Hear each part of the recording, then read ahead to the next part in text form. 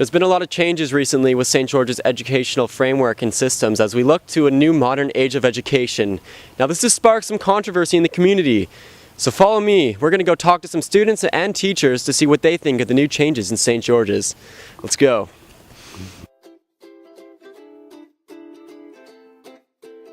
I'd say the transition's been really great. One of the biggest changes is I was at York House for a really quite a long time, 14 years. And so one of the biggest shifts is going from a place where you know all of the answers to the questions to knowing none of them. And so that was definitely a shift. In terms of the community, it's been really great. It's a very welcoming community. It feels very similar to my old feeling at York House. It does have a wonderful community. The sort of activity that comes along with being a boarding school. You see people here at all times of the day. During the weekends, there's a ton of things going on at St. George's. It makes it a really exciting place to work. So.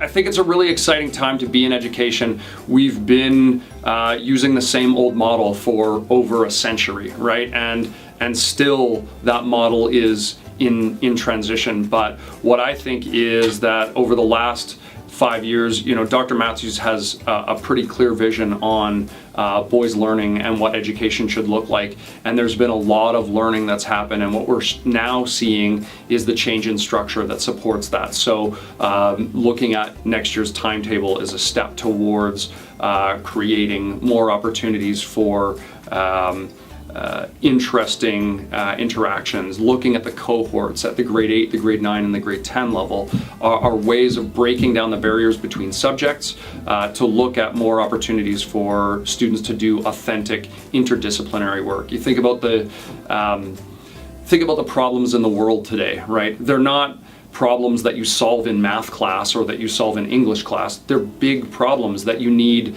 to be able to, analyze data from social studies or from math, and then you need to communicate with the skills that you would have learned in English class or in social studies class. These are skills that transcend subjects, and I think it's a really exciting time because the changes that we're seeing happening here and that we're making are allowing us to do that in classes on a regular basis.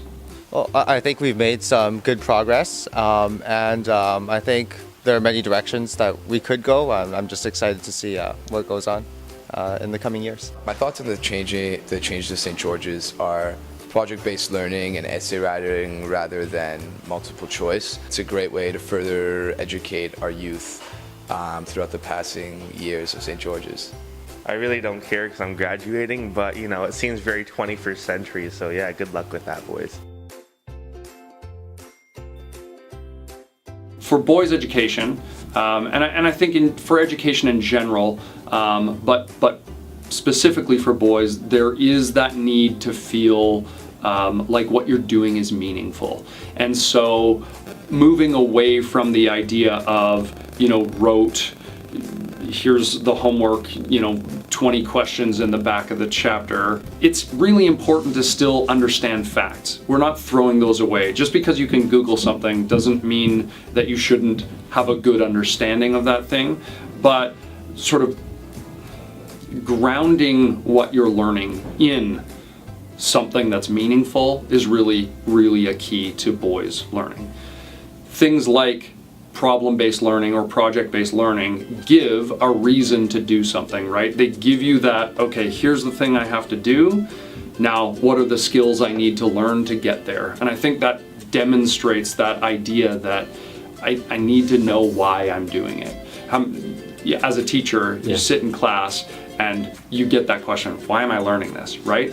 And you need to be able to defend that. And if it really is just, well, you need to learn this to be able to do the stuff that you're going to learn next year, that tends not to be all that compelling for kids. So having that understanding of why will allow students to, specifically boys, to really understand and feel like what they're doing is meaningful. I think it's really cool how they keep just kind of innovating things at Saints. 21st century learning, super cool, and it's nice to be part of it. So the timetable process, I feel went really well. There was a committee formed at the beginning of the year to really sort of break down what are the problems with our timetable. What are the things we want to do with it, but what are the things that sort of our timetable locks us into that we feel is the reason why we want to make the change. And so there was quite a process with this group to go through, to go back to, the group was generally created with department heads of specific groups and then additional administrators, and each of those people went back to their specific groups to ask questions as well. So there was sort of this nice feedback loop looking at some of the issues around the timetable. We also looked at other schools' timetables, schools close by, but then also we looked around the world. We actually did some research. Most of the timetables that were sort of being tinkered with were really underwhelming. They didn't change much. And so what we set out to do was solve the problems that we identified that we needed to solve, as well as sort of try and find some ways to get to that innovation that we saw that new schools were able to bring when they had a fresh canvas. And so what we did was really try to solve a number of the problems. One of the main ones that we looked at was when you have last block for a whole term, and if you have a sport in that block, you're going to miss a significant amount of those classes, so that becomes painful. So we looked at tumbling more. One of the things that we looked at was that almost every day is a different schedule. So knowing where you are supposed to be when was a bit challenging, and as someone who is new to the school, I was certainly feeling that. So coming up with consistent timelines for particular days made a lot of sense, and the new timetable does that for every single day except for the Wednesday where there's an X block. The times are identical for each of those days. Another thing that we looked at was time of day that was best for learning, and so there's been lots of research done that sort of mid-morning, not too early but certainly not in the afternoon, was a really beneficial time for students to learn. And when we looked at that, we saw that we had a break in there and we had assemblies on 3 of the 5 days of the week. And so looking at shifting those assemblies and advisory periods into the afternoon made a lot of sense in terms of prime learning time. X block was another one where special assemblies and special weeks have been a theme this year. You actually are more likely to find a special week than you are to find a regular week. Really what we looked at for X block was that idea that special schedules had sort of taken over the timetable. And so what X block does is it guarantees a special schedule, but it guarantees it at a particular time.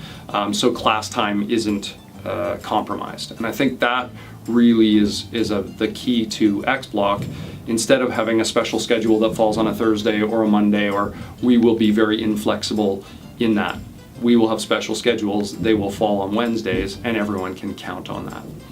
Well, I think there are a couple negative points. The first point is social studies apparently is being removed. I feel like in socials we've learned a lot about like Canadian history and like how like the government system, and like in Canada, like I feel like that was a really important part of our learning, and taking that away is kind of, I think it's a bad thing. Okay. And then second off, I think also provincial exams, since they're being taken away, I think it's a bad thing, because provincial exams, despite the fact that I don't really like them at all, it's still a good way to kind of measure like where everyone's learning is at. And it's also like, it's for everybody, right? So you can measure like everybody's learning from each school, and I feel like since they've taken that away, I mean, there is some aspect to it where like you can add like, the teachers can kind of teach in their unique way, but I feel like there isn't that line anymore, and that might be troubling, but otherwise it's a little bit controversial.